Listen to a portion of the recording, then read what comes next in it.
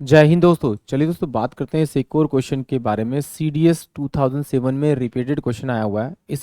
इसमें पूछा हुआ है एग्जामिनर ने, अ सम ऑफ ₹24,000 बोरोड 1/2 ईयर यानी कि 3/2 year at the rate of interest 10% per annum compound semi annually, what is the compound interest of x. ये एग्जामिनर ने मुझसे पूछा हुआ है। तो आइए पहले इसको एक बार लॉन्ग से समझते हैं। एग्जामिनर ने मुझे दिया यहाँ पे पी माना कि मैंने प्रिंसिपल पी माना, पी 1 प्लस का आर बटे में 100 की पावर में एन करूंगा तो ये मेरे पास क्या आएगा, टोटल अमाउंट आएगा जो उसने उधार दिया। और अगर पी में से पी इजकल टू में 1 प्लस का आर बाय में 100 की पावर एन माइनस का पी करूंगा तब मेरे पास में सी आई आएगा जो उससे मुझसे पूछा हुआ है, ये मुझे निकालना है। तो यहाँ पर जो प्रिंसिपल अमाउंट दे रखा है वो 24,000 रुपीज दे रखा है। 1 प्लस का आर मुझे कितना दे रखा है, 10/100 दे रखा है आपका। और टाइम पीरियड जो दे रखा है वो मुझे क्या दे रखा है, इन्होंने 3/2 ईयर दे रखा है। और माइनस का 24,000, तभी मेरा निकलेगा सी आई। अब देखिए पहली तो बात, इसमें से मैं 24,000 में बाहर निकाल लेता हूँ क्योंकि मुझे इसकी ज़रूरत नहीं है अभी, तो मैं साइड में रखूँ तो ज़्यादा बेटर रहेगा। तो अब ये कितना मेरे पास में, 1 प्लस का 10/100 की पावर 3/2 माइनस का 1 बराबर में सी आई। अब देखिए एग्जामिनर ने इसमें एक कंडीशन और लिखी हुई है कि वो जैसे जो कंपाउंड इंटरेस्ट चाहिए वो सेमी एनुअली चाहिए। सेमी एनुअली मतलब कि अब वो 6 महीने को ईयर मानेगा। तो जब भी ऐसी कंडीशन होती है तो हम क्या करते हैं, ईयर को तो डबल कर देते हैं, क्योंकि पहले ईयर में यानी 12 महीने में एक साल काउंट करते हैं, अब 6 महीने में काउंट कर रहे हैं, बट ये ईयरली है तो उसका मतलब 6 महीने के हिसाब से मेरा डबल हो जाएगा। यानी कि अगर 1 साल है तो 2 साल काउंट होंगे, उसमें 1 साल के अंदर 2 साल काउंट होंगे। और जो रेट ऑफ इंटरेस्ट है वो मेरी हाफ हो जाएगी। तो इससे सिंपल सी बात है, रेट ऑफ इंटरेस्ट को हम हाफ करेंगे और टाइम पीरियड को हम डबल करेंगे, इससे इसको सॉल्व कर देंगे। इससे ये गया, तो इसका मतलब 24,000 ये मेरे पास 21/20 की पावर में 3 माइनस का 1 इजकल टू मेरे पास में सी आई आ जाएगा।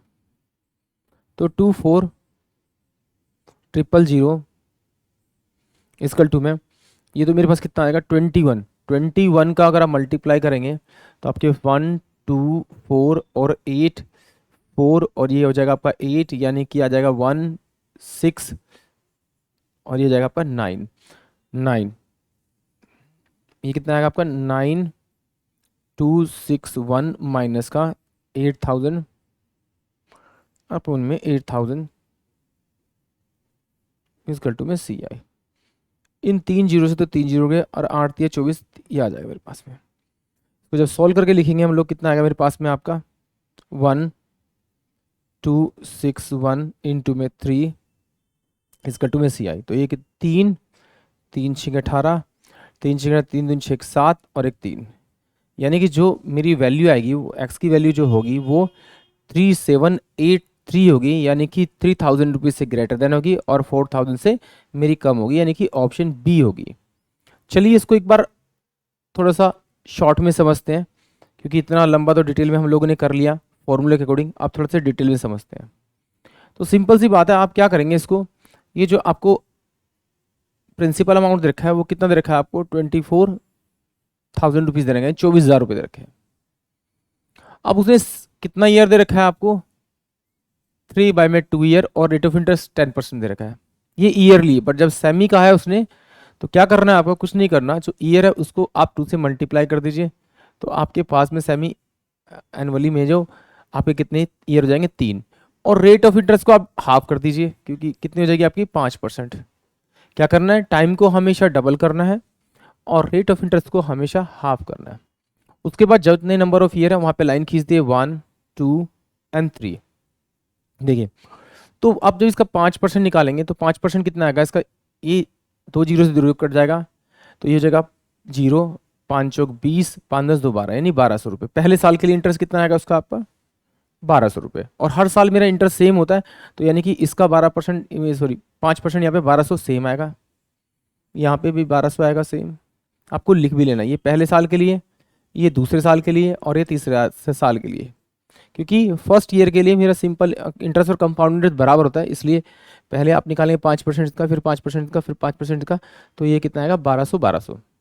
अब देखिए ये वाला इंटरेस्ट यहाँ पर देगा, तो जब इसको निकालूंगा तो 12×5 = 60, यानी 60 रुपये यहाँ पर आ जाएंगे इसके, और इसके 60 रुपये यहाँ पर आ जाएंगे।